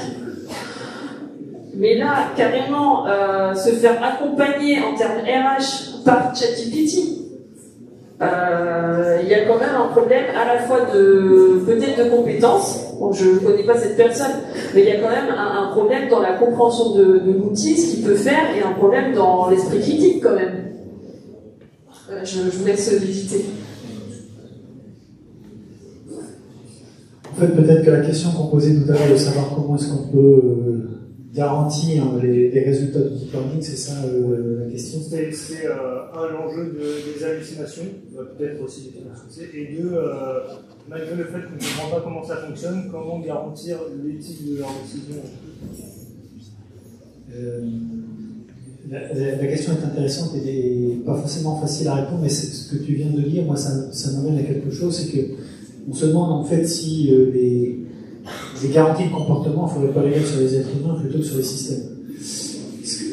Blague à part, ce qu'on est en train de voir aussi, c'est que il y a une projection là dans l'exemple que tu donnes, et qu'on peut regarder d'ailleurs régulièrement. Il y a une projection de l'interaction qu'on a d'habitude avec les êtres humains vers des systèmes d'intelligence artificielle tels que celui-là. Il y en a d'autres, des systèmes d'intelligence artificielle sur lesquels je reviendrai. Et en fait, cette projection-là fait que notre relation, qui peut être quand même assez intéressante pour avoir des informations auxquelles on n'a pas accès facilement, parce qu'aujourd'hui, si vous avez besoin d'une information un peu compliquée, typiquement savoir qu'est-ce qu'il faut que je fasse pour éviter d'aller au prud'homme, parce qu'en fait, peut-être que la question elle peut être assez vue positivement en disant il faut que je garantisse d'être dans le respect de la loi, en définitive. Donc, moi, je ne sais pas, donc je vais m'adresser à quelqu'un qui sait. Je n'ai pas de juriste là disponible, peut-être que je peux demander à ChatGPT. En fait, ce qui est en train de se passer, c'est qu'on s'aperçoit qu'on a un accès immédiat à une connaissance encyclopédique. On a un accès immédiat à une connaissance encyclopédique, ce qui est complètement nouveau pour nous. Parce que jusqu'à présent, avant ce genre de système-là, quand vous aviez besoin d'avoir une information, soit vous allez chercher dans des bouquins, vous voyez que c'était vachement compliqué, ou alors qu'est-ce que vous faisiez, qu'est-ce qu'on faisait, vous demandez au copain d'à côté. Mais le copain d'à côté, pardonnez-moi, mais il hallucine aussi. C'est-à-dire que vous n'avez pas de confiance nécessairement sur la compétence qu'il peut y avoir sur la personne, sur un sujet sur lequel il n'est pas expert. Donc en fait, toutes les questions qu'on se pose absolument légitimement dans notre interaction avec l'intelligence artificielle sont des questions qu'on se pose aussi tout à fait naturellement et obligatoirement, j'ai envie de dire, dans notre relation entre êtres humains. Quand vous posez une question à quelqu'un, vous allez vous assurer à un moment donné qu'il a bien compris la question, vous allez reformuler, vous allez vous dire, tiens, mais quand tu me parles de système, tu parles de système hydraulique ou système électrique, de quoi est-ce que tu me causes? En fait, on va checker à chaque fois que la compréhension en fait, de l'interaction soit correcte. Donc, moi, j'ai tendance à dire qu'il faut qu'on fasse la même chose, et parlant de Charlie, je répète quelque chose que tu m'as déjà entendu dire, mais si aujourd'hui on est habitué au fait que l'erreur est humaine, n'est-ce pas, errare humanum est, il faut qu'on accepte d'une certaine façon que errare machine est. Alors qu'on n'est pas du tout habitué à avoir des machines qui ne sont pas 100% fiables. Si on fait des machines, c'est pour compenser nos faiblesses, et on attend d'elles, une machine à laver ou une voiture, qu'elle soit fiable. Vous êtes en même temps quand ça tombe. Mais avec la complexité des systèmes avec lesquels on interagit, il faut reconnaître le fait qu'ils peuvent se tromper, et donc, la conséquence logique de ça, c'est que la méfiance ou la vérification, l'aspect critique que vous avez dans votre interaction humaine avec les autres, vous l'ayez, nous l'ayons aussi, avec les systèmes d'intelligence artificielle. Et ce d'autant que, c'est une façon un peu de répondre par rapport à la question sur comment est-ce qu'on contrôle les hallucinations. Ben, en fait, on est tous, nous, acteurs dans l'usage de ces systèmes-là, des limitations qu'il peut y avoir sur les systèmes. Et je voudrais vous donner un exemple qui soit pas dans le domaine de l'IA générative, mais qui est un peu du même acabit. C'est qu'à un moment donné, quand on a mis en place des systèmes pour aider les gens à conduire des procédés industriels, par exemple, donc c'était l'exemple que je prenais tout à l'heure et qui intégrait en fait la connaissance des meilleurs experts. On s'est posé la question. On met un système intelligent, est-ce qu'il faut mettre un être humain bête en face? Parce qu'après tout, si le système est intelligent, il va donner les bonnes recommandations, donc j'ai besoin d'avoir un homme presse-bouton ou une femme presse-bouton, et puis ça suffit. On ne savait pas, donc en fait, on s'est posé cette question-là, on a mis des ergonomes, des psychologues du travail, des représentants des utilisateurs, des gens des ressources humaines, pour essayer de se poser la question, et en fait, le résultat des cours, ça a été de dire, si je monte le tabouret et que je mets un système intelligent, il faut que je monte le tabouret de l'être humain aussi. Donc ça induit des formations. Ce qui d'ailleurs, au passage, peut montrer que c'est pas parce qu'on met des systèmes intelligents qu'on perdra en compétences sur les êtres humains. Dès lors qu'on décide de faire en sorte que le niveau de compétence puisse monter pour précisément pouvoir être en sorte d'avoir un dialogue critique avec le système. Ça, c'était nécessité par le fait que les opérateurs en question, si jamais ils suivaient le système à tort, c'est eux qui se faisaient engueuler, et s'ils ne le suivaient pas à tort, c'est vraiment eux qui se faisaient engueuler. Donc c'est eux qui avaient la décision au final. Donc il n'y a pas de fatalité là-dessus. C'est par contre une façon de considérer l'interaction qu'on peut avoir avec la machine, qui, elle, doit changer, et je rejoins ce qui était évoqué un peu tout à l'heure, c'est-à-dire que notre intelligence, enfin notre façon de faire, elle va évoluer avec ces technologies-là aussi, et on va devoir, et on s'adapte en fait assez naturel. On doit s'adapter d'une même façon à ces modes de travaux qui sont tout à fait nouveaux. Je vais rebondir là-dessus. David, n'hésite pas à envoyer des questions. Je pense qu'on préfère poser des questions du public que vous avez posées. Il me semble que ça rejoint un enjeu qui est propre, je ne sais pas si c'est propre à l'intelligence artificielle, au système d'IA, vous allez me dire peut-être. C'est ce qu'on appelle depuis quelque temps le shadow IA. C'est le fait que, eh bien, en fait, pour une fois, les systèmes sont mobilisés par les utilisateurs, par les employés, par les salariés, pas que par les salariés, par la direction, mais pas de façon instituée. C'est-à-dire que ça part d'en bas, et puis se saisissent d'outils dont ils ne connaissent pas forcément du coup les caractéristiques, les modes de fonctionnement, les biais, le voile historique par exemple, et dont ils ne connaissent pas les limites. Et donc on ne peut pas l'accompagner. On ne peut pas accompagner la montée en compétences sur ces systèmes-là. On ne peut pas accompagner aussi la prise de conscience des biais et des enjeux écologiques ou éthiques. Je ne sais pas si c'est propre à l'IA générative ou si c'était déjà quelque chose qu'on disait avant. Oui, il y a eu un précédent, il y a quelques temps, tout au début des usages de ChatGPT, il y a Safran, donc l'entreprise dans le domaine de la défense, hein, qui a eu un gros problème, c'est que ses salariés commençaient à utiliser ChatGPT largement sur le lieu de travail. Donc là, ça a été interdiction nette. Pourquoi? Parce que je suis une donnée sensible, hein, c'est évident. Alors, ça pose un problème, ces shadow machin là, c'est que l'interdire, ça va rentrer par la fenêtre, hein, parce que tout le monde a son téléphone dans sa poche. Donc même si les ordinateurs sont bridés, etc., voilà, les personnes ont un téléphone dans la poche. Donc, faire déposer les téléphones à l'entrée, c'est la seule parade. Comme c'est fait dans certains milieux hyper protégés. C'est-à-dire que les gens sont coupés d'Internet. L'autre solution, c'est d'avoir un modèle interne. Hein, c'est-à-dire d'avoir une instance d'un modèle qui reste dans les murs, c'est-à-dire que les requêtes, c'est-à-dire la programmation d'outils, restent en interne. Ça ne s'en va pas, je ne sais pas où, sur Internet. Donc tous les problèmes ne sont pas éliminés puisqu'il reste des problèmes d'erreur, des problèmes inhérents à ces systèmes-là, mais il y en a un qui est éliminé, c'est la fuite de données. Seulement, il faut que les entreprises mettent en œuvre ce genre de trucs, donc ça demande des moyens, ça demande la mise à jour du modèle parce que il y a le problème de la fraîcheur des informations. Si vous fonctionnez sur un domaine entraîné en 2022, vous n'avez rien entre 2022 et 2025. Donc ça demande un certain investissement.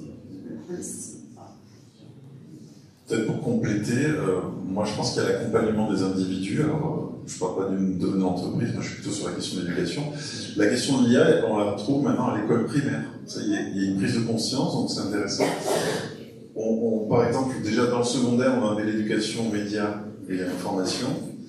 C'était très bien, mais ça y est, maintenant les profs commencent à s'interroger sur l'IA, la place de l'IA, les usages de l'IA, justement bottom-up, ça remonte par les élèves, ce ne sont pas forcément les enseignants qui proposent des outils. Et comment on accompagne les élèves? Donc nous, on travaille sur ces questions-là, notamment l'esprit critique, c'est comment j'analyse des sources. Vous l'avez dit, parce qu'on dit l'IA, mais en fait, il y a des IA, et l'IA d'Elon Musk, c'est peut-être pas la même IA que Mistral, qui est plus RGPD compatible déjà, et moins idéologique, on va dire. Donc déjà, ça veut dire que quand j'utilise une IA, je dois déjà m'intéresser à la source d'information, finalement, qui il y a derrière, quels sont les pays, effectivement, ça a été évoqué aussi tout à l'heure. Mais également, quand j'utilise de l'IA, qu'est-ce que ça signifie, moi, par rapport aux données personnelles? Et je vous donne un exemple. Quand des étudiants en psychologie vont faire des entretiens avec des personnes, et notamment sur des choses de santé, des choses un peu sensibles, s'ils commencent à balancer les informations dans ChatGPT pour dire « fais-moi un résumé de l'entretien », vous comprenez que là, ça pose des questions majeures. Donc il faut accompagner, c'est ce que tu disais, il faut...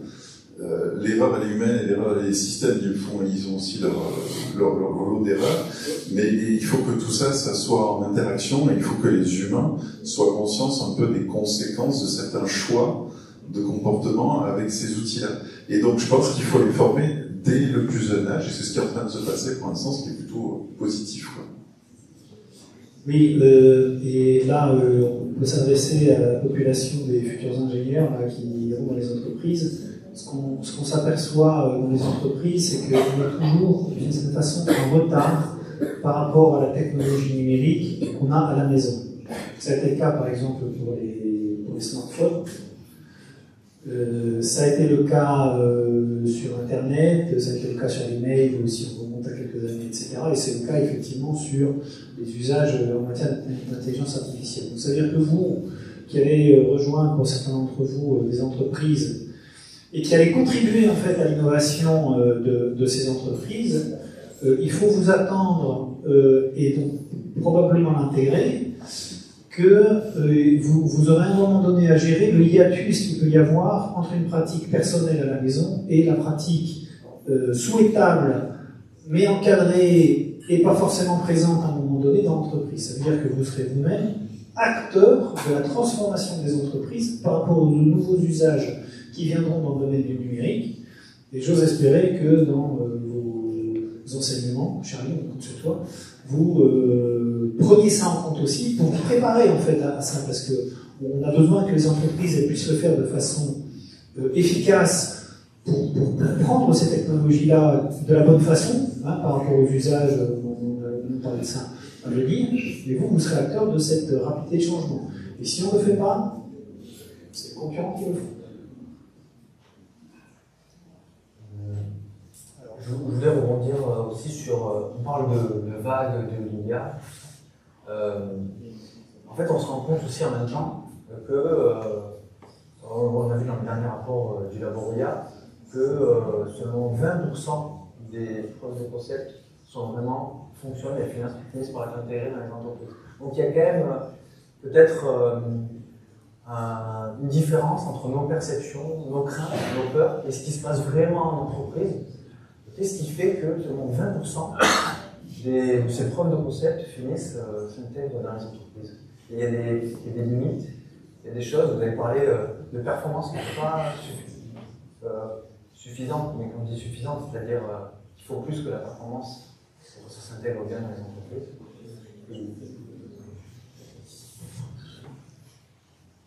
Alors, il y a plusieurs éléments là-dessus.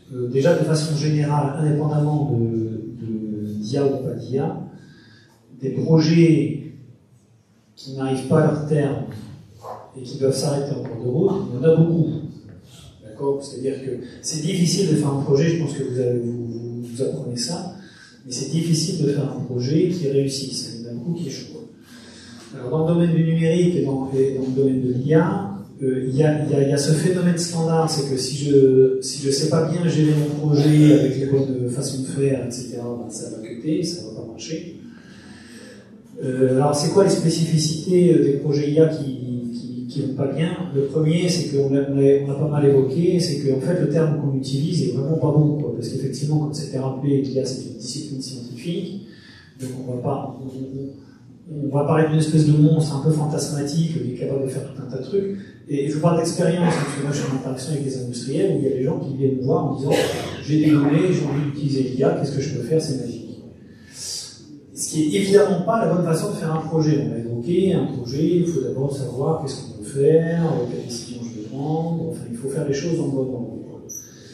Donc cet aspect fantasmatique, il a un effet très fort au niveau des entreprises qui fait qu'on pense que la technologie va résoudre les questions et on fait les choses du mauvais côté, enfin, on a pas mal abordé.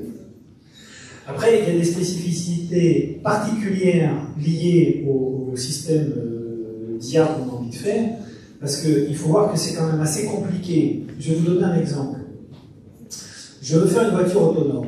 Ok, donc à un moment donné, il faut que je sache comprendre, il faut que je sache percevoir et comprendre quel est mon environnement. En particulier, quand je conduis une voiture, ou quand je vais faire autonome, il faut que je sache reconnaître des piétons. C'est d'éviter de les écraser. Donc, si je veux faire un projet pour reconnaître les piétons, bah, la première chose qu'il faut que je fasse, c'est spécifier ce que c'est qu'un piéton. Alors, s'il y a quelqu'un dans la salle qui est capable de spécifier ce que c'est qu'un piéton, je suis ravi de vous écouter.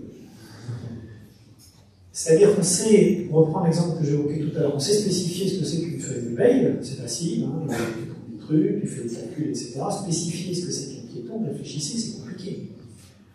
Alors c'est quoi? C'est un machin qui a deux jambes? Oui, mais alors celui qui a une canne, c'est plus un piéton, enfin celui qui est gros, qui va... En fait, pourquoi? Parce que nous, on est capable de percevoir, avec notre cerveau, là, mais je parle sous ton contrôle, on est capable de percevoir de façon un peu holistique, c'est quoi un piéton, on le reconnaît directement. Par contre, regardez bien ce que vous savez le verbaliser. Alors, en fait, non. Et donc là, on est obligé d'utiliser des techniques d'intelligence artificielle de type apprentissage, c'est qu'on va donner beaucoup d'exemples de piétons. On va essayer de ne pas oublier certains exemples, comme on l'évoquait tout à l'heure, parce que sinon on aura un trou dans la raquette. Hein, par exemple, on veut apprendre à reconnaître une voiture, on a oublié qu'il y avait des camions, ben, on ne reconnaîtra pas les camions, hein, donc boum.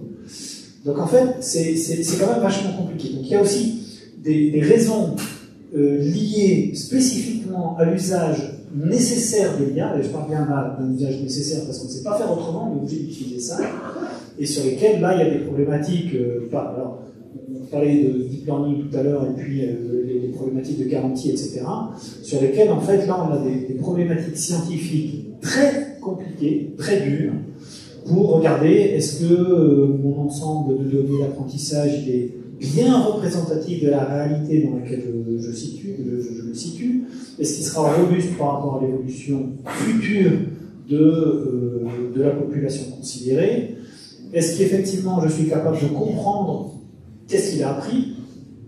Je ne peux pas résister à vous donner l'exemple que je pense que vous devez connaître ou assimiler, mais à un moment donné, sur un métro, on avait essayé de mettre un système automatique de vision pour que quand le quai était plein, en fait les portes se ferment pour des raisons de sécurité. Super. Ça marchait du feu de Dieu. Donc chaque fois qu'il y avait les heures de pointe, ça marchait bien, ça reconnaissait et ça fermait les portes. Et puis une fois il y a eu un match de foot, donc il y avait vachement de monde en fait qui était venu pendant toute la journée, et là, brutalement, ça ne fonctionnait plus. On se demandait pourquoi. Et en fait on s'est rendu compte que le système de vision, il avait appris non pas sur la volumétrie des personnes qui étaient sur le quai, mais sur l'heure qui était affichée dans l'horloge. Donc en fait, il reconnaissait l'heure, ce qui veut dire que les heures de pointe, c'était toujours à 18h, donc à 18h, il fermait les trucs, et quand il y a eu le match de foot à 12h, voilà, il reconnaissait plus rien du tout et ça ne marchait pas. Donc en fait, il avait appris sur des mauvaises choses, et des éléments comme ça, il y en a des kilotonnes. Donc en fait, on a besoin d'avoir des systèmes d'explicabilité aussi pour comprendre les motifs qui ont fait que la décision a été prise, etc. C'est un sujet qui est extrêmement compliqué, et d'ailleurs au passage, ce sont ces sujets-là qui sont étudiés aujourd'hui dans Aditi, duquel d'ailleurs l'ICAM est partenaire. Je peux compléter sur le marche pas. Alors dans le domaine de la santé, il y a pas mal de déconvenues justement avec des traitements IA, notamment à cause des données d'entrée qui peuvent avoir des biais d'origine ethnique en fait. Donc il y a par exemple aux États-Unis des analyses génétiques qui ont été faites sur une maladie du foie manque de bol. La plupart des données d'entrée étaient sur des populations d'origine occidentale européenne, d'origine européenne. Et très très peu sur des origines afro-américaines, et du coup tous les patients qui ont été analysés d'origine afro-américaine et qui auraient pu avoir et qui avaient le gène en question n'ont pas été détectés parce que voilà, gros biais. Et en santé, en général, si justement on n'a pas assez de données d'entrée représentatives, alors il y a des solutions pour en faire, pour en synthétiser. Par exemple, on peut synthétiser des données pour recréer des corpus un peu plus gros. Mais finalement, il y a des études là qui montrent que sur certains traitements de données, en fait, on est plus performant sur les données statistiques, sur un traitement statistique de base, plutôt que sur un traitement avec de l'intelligence artificielle. Voilà. Et après, je voulais juste ajouter que des fois, ça marche pas aussi parce que ça coûte super cher en fait de monter des modèles d'IA, c'est des milliards de dollars. Et donc là, sur ChatGPT, on peut considérer qu'on est sur le milliard. Et même là, toutes les levées de fonds qui ont été faites pour développer des modèles ou en développer d'autres, on est vraiment sur des capacités financières qui sont absolument énormes, et ça c'est sans compter tous les data centers qui sont en train d'être construits et qu'il faudra alimenter en électricité. Et donc là il y a un accord qui a été signé par Nvidia la semaine dernière avec OpenAI qui est juste monstrueux, qui hors de tout entendement humain sur ce qu'on peut faire sur l'IA. C'est des millions de dollars. D'ailleurs, d'un point de vue éthique, il faut vraiment se poser la question de la tension entre où on met sur quoi on met les sources d'énergie. Est-ce que c'est une bonne chose d'alimenter des data centers monstrueux, etc., au détriment peut-être de la nourriture humaine, de choses comme ça, quoi, des hôpitaux, voilà. Donc il y a une vraie tension éthique, c'est-à-dire, voilà, sur quoi on met l'accent pour le bénéfice du plus grand nombre. Et là, la réponse n'est pas forcément dans le sens de développer des data centers. Juste un élément pour répondre à ta question sur pourquoi certains projets ne marchent pas. Là, c'est côté sciences humaines, et je vais rien apprendre à Charlie, je pense qu'il répondra encore mieux que moi. C'est la question de l'acceptabilité sur laquelle on travaille aussi, c'est-à-dire qu'est-ce que les êtres humains, les organisations de travail, sont prêts ou pas à utiliser certains outils, indépendamment de la qualité des fois des outils et de leur risque. Et donc, j'ai entendu, voilà, ces problèmes effectivement de rater des outils où on ne comprend pas bien cette boîte noire et finalement on ne sait pas trop comment ça fonctionne. Et justement, dans les modèles d'acceptabilité en général en ergonomie, on essaie de comprendre pourquoi les gens sont prêts ou pas à utiliser des outils, notamment numériques. On a des facteurs classiques, c'est en quoi est-ce que l'outil, je perçois une certaine utilité, l'utilisation de cet outil, est-ce qu'il va me faire gagner du temps, tu l'évoquais tout à l'heure, ou est-ce qu'il peut n'importe autre chose, peu importe. Est-ce qu'il est facile à utiliser? Et ça, c'est une des grandes forces des systèmes, des agents conversationnels, c'est que justement, ils ont introduit du langage naturel, là où avant, il fallait rentrer du langage opératif avec des codes très particuliers, et là, c'est devenu accessible à tout le monde. Donc, on a une facilité d'utilisation. Mais ce qui est intéressant par rapport aux autres outils en général dans le numérique, c'est qu'il y a un nouveau facteur qui est introduit, qui est de plus en plus présent, c'est la confiance. Est-ce que les gens ont confiance en ce système? Alors, la confiance, on pourrait le décliner, ça renvoie plein de choses. Charlie pourra en parler, mais en fait, les gens se posent la question, est-ce que je peux avoir confiance en ce système? Quand il y a des enjeux de sécurité, tu as vu avec les voitures autonomes, est-ce que ma voiture autonome, elle va faire les bons choix à un moment donné? Quand moi, je suis dans l'enseignement, si à un moment, je fais des choix, ou je sais pas, imagine, tu l'utilises pour corriger les copies de tes étudiants, je sais pas dit comment on était là, mais bon, un jour, on risque d'y arriver. Est-ce que je fais confiance dans ce que me sort l'IA, etc. Donc, on s'aperçoit que c'est un des enjeux, d'où les besoins d'explicabilité de plus en plus importants. Et il y a une autre dimension qui apparaît pour moi aussi dans ces travaux, c'est l'éthique. Et c'est ce que vous venez de dire, hein. C'est finalement, ouais, mais j'utilise cet outil. Alors, il y a l'éthique par rapport, effectivement, à l'écologie, au développement durable, etc. Il y a aussi l'éthique par rapport aux données, on l'a évoqué tout à l'heure. Et c'est une question, c'est un des freins qui peut expliquer parfois qu'il n'y ait pas un usage sauvage, ou en tout cas, certaines réticences parfois chez certaines personnes. Mais je pense que Charlie pourra en parler. Voilà, je vais parler, moi, je suis très d'accord. D'autant plus que j'ai envie de répondre à une question de David. Non, en fait, il y a énormément de questions. Peut-être reposer avant. Il va falloir être. Peut-être reposer avant.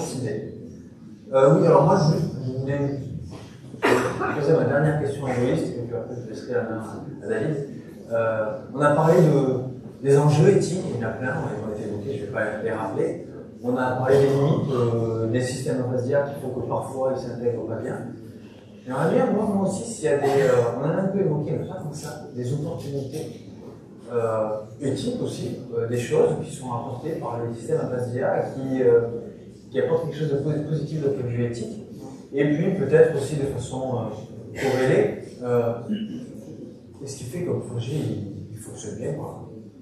Qu'est-ce qui fait que ça fonctionne bien? Et peut-être qu'est-ce qui fait que ça fonctionne bien aussi d'un point de vue éthique? Je pense que c'est corrélé. Alors, je vais prendre juste, vous savez qu'en Albanie a été nommé un ministre, un ministre qui est en fait un système d'intelligence artificielle, je ne sais pas si vous avez vu ça dans la presse. L'objectif étant que, comme l'Albanie est gangrenée par la corruption, de remplacer un ministre par un système d'intelligence artificielle, ça allait résoudre tout le problème de corruption. Bon. Sauf que, sur quoi est entraîné ce système d'intelligence artificielle? Sur l'historique, certainement, des décisions qui ont été prises à plus haut niveau en Albanie qui sont fondées sur la corruption. Donc, voilà, donc est-ce qu'on va gagner quelque chose? Sûrement pas. Donc là aussi, c'est quelque chose d'intéressant, c'est toujours se poser la question du corpus d'entraînement. Hein, voilà. D'abord, sur quoi c'est entraîné?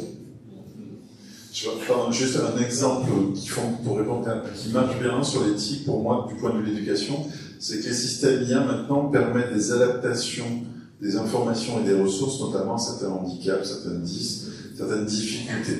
Et ça, c'est vrai que du coup, il y a un enjeu d'inclusion et d'accessibilité.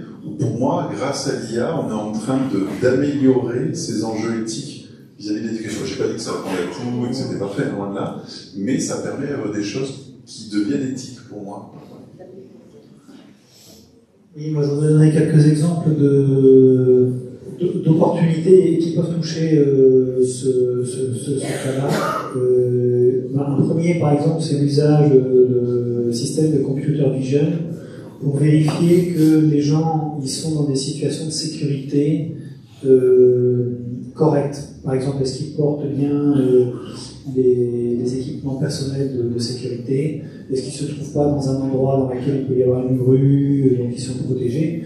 Et en fait, l'usage de ces systèmes a permis, par exemple, de diminuer d'un facteur de 10% des accidents du travail, par exemple. Donc ça, c'est un usage qui est assez intéressant. Un deuxième exemple aussi dans les domaines des ressources humaines. Alors évidemment avec la précaution que le système était entraîné correctement, mais aujourd'hui quand par exemple il y a une réponse à un poste de travail, ça va vous arriver, vous allez envoyer votre CV pour répondre à une annonce. Quand il n'y a pas beaucoup de travail, il y a beaucoup d'annonces pour pas beaucoup de postes. Comment est-ce qu'ils font les recruteurs aujourd'hui? Ils prennent les CV, ils prennent la pile, comme dans un temps, ils en regardent 5 ou 6, s'ils en tombent sur un, ils vont proposer le rendez-vous, etc. Si vous êtes le numéro 45 dans la file et que votre CV il est meilleur que celui du 5, passez pas. Donc en fait, avoir des systèmes qui sont capables de pouvoir scanner l'ensemble des CV qui sont proposés pour un poste avec des critères effectivement de scoring par rapport au poste, peut d'une certaine façon améliorer l'équité de traitement de ces CV. Et ça, c'est un usage profondément éthique quelque part de l'IA. Il faut effectivement qu'elle ait été entraînée correctement, etc. etc. Je voudrais terminer par un troisième exemple aussi qui donne des choses qui aujourd'hui ne sont pas possibles, enfin qu'avant on ne savait pas faire et que maintenant on peut faire par exemple aussi. C'est dans le domaine du cinéma. Vous avez peut-être vu un film où la personnage principale est une petite fille de 9 ans qui est atteinte d'un cancer. Et dans ce cancer, c'est un cancer qui fait gonfler les joues. Donc pour pouvoir faire ce film-là, il fallait maquiller la jeune fille, il fallait à peu près 2 heures ou 3 heures avec des prothèses, etc. tous les jours. Mais la réglementation fait que pour les enfants, vous ne pouvez pas en fait les mettre dans un film plus de 3 ou 4 heures. Donc le film n'était pas possible. Ils ont réussi à le faire comment? Ils ont une fois maquillé la fille, ils ont pris effectivement les images, et après ça, elle a fait tout le film sans ces boules de hamster, et ils ont, avec de l'IA générative, surajouté sur l'image ses joues, et qui ont en fait rendu le film possible. C'est-à-dire que là, c'était pas possible de le faire avant, et là, c'était possible. C'était un film qui était aussi intéressant d'un point de vue documentaire, etc. Moi, j'ai un exemple, juste pour clôturer d'ailleurs. Un exemple qui est un peu l'exemple parfait, parce que c'est une intelligence artificielle qui est frugale, sur un cas d'usage très déterminé, et c'est ce que vous avez dit aussi, tous vos exemples sont comme ça. Il y a frugal, un cas d'usage bien déterminé, un corpus de données bien déterminé, et du coup une tâche en fait très, très spécifique qui est reproduite et qui est du coup bien qui est bien qui est efficiente, je dirais, efficace, efficiente, sur donc un outil qui s'appelle Litmeted et qui permet du coup d'identifier des fuites d'eau dans le réseau d'eau. Donc ça c'est un exemple qui se passe au Sicoval. Du coup, ce dispositif permet d'identifier les fuites d'eau grâce à une IA et du coup d'aller réparer les tuyaux pour éviter du coup la perte d'eau, et il y a une réelle économie en eau qui peut être calculée par rapport à ce système qui du coup vraiment coûte peu par rapport à un bénéfice pour les citoyens et pour la planète aussi, puisque du coup on économise l'eau, mais aussi le traitement de l'eau pour la rendre potable.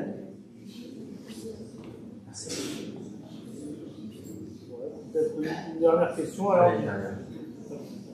Une dernière question alors du public. Je peux la répéter si besoin, on n'entend pas bien. Une dernière question du public, alors je vais prendre le plus tenace parce qu'il m'a renvoyé la question au moins une fois. Et en même temps, elle est intéressante. Ça revient à tous les débats autour du Shadow IA, de la nécessité de former les personnes qui vont utiliser l'IA. Mais sa question, c'était, selon vous, la performance et l'intelligence de ChatGPT sont-ils liés à son utilisateur? Donc en fait, si on la reformule, c'est on a un outil, est-ce qu'il ne vaudrait pas mieux de questionner les personnes qui sont derrière l'outil?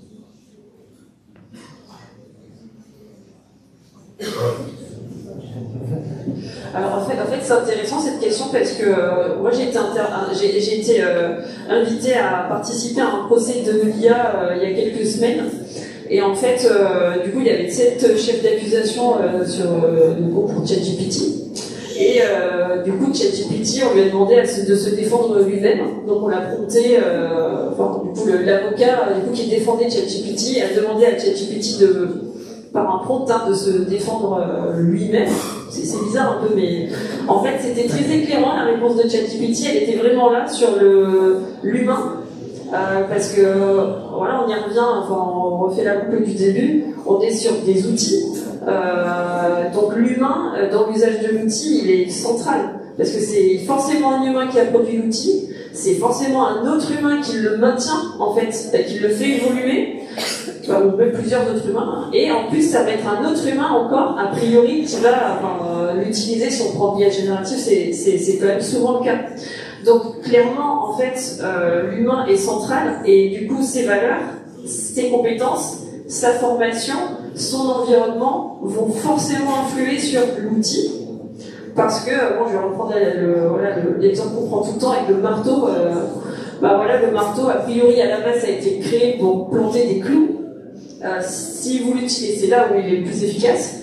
Si vous l'utilisez pour une vis, ça va vachement moins bien marcher. Et en même temps, un marteau, si vous n'avez pas trop de valeur, vous pouvez l'utiliser pour taper sur la tête de quelqu'un. Donc là, on revient vraiment à l'outil, l'humain, en fait, il est central dans l'outil, donc clairement, faut questionner l'humain. Intéressant parce que c'est nous-mêmes et c'est plus facile de nous responsabiliser en tant que concepteur et en tant qu'utilisateur. Ok, merci beaucoup. Je pense que, alors, moi je retiens beaucoup de choses de tous ces échanges. Déjà, on est parti d'une question, qu'est-ce que c'est l'intelligence? C'est l'intelligence au pluriel, et puis en fait on s'est rendu compte que c'était pas vraiment un sujet et qu'il fallait revenir aux bases et revenir à ces systèmes, questionner un petit peu nos besoins en tant qu'utilisateurs.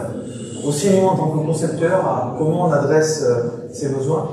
C'est aussi une opportunité, je crois, pour adresser le sens qu'on investit dans notre travail en tant qu'apprenant, en tant qu'étudiant, en tant que chercheur, en tant que tout ce qui est là, chacun dans ses activités. Et c'est quelque chose que nous on ressent beaucoup dans les projets de recherche qu'on peut avoir à l'ICAM aussi. Les entreprises qui viennent nous voir et les organisations pour les aider à mener du dialogue social et du dialogue professionnel autour de leur activité. Et je crois que c'est vrai, un moment là qui peut être quelque chose anthropologique, une opportunité de se questionner sur pourquoi on réalise notre travail, ces tâches à base de valeur ajoutée. Donc, il faut, je pense, se saisir de cette opportunité-là. On ne parle pas aussi toujours d'automatisation, mais de déplacement des compétences, et que ça peut se déplacer vers des nouvelles compétences qui sont intéressantes et qui peuvent nous aider à nous saisir aussi de nouvelles formes d'expertise et d'aller peut-être encore plus haut, encore faut-il se responsabiliser et prendre conscience de ces un petit peu ficelles que l'on tire lorsqu'on utilise les systèmes à base d'IA. Voilà, on a pris aussi conscience de tous les biais qu'il pouvait y avoir, des enjeux éthiques, je devrais dire plutôt, que ce soit environnementaux, les biais de genre, les biais aussi, de tous les biais en lien avec les bases de données. Donc ça nous renvoie à notre propre responsabilité, encore une fois, à tous les ingénieurs là, en devenir, en tant que concepteurs, mais aussi en tant qu'utilisateurs, et être conscient que potentiellement on est soumis à ces biais-là. Je vous remercie beaucoup pour vos apports et vos échanges, c'était très intéressant. Je vous remercie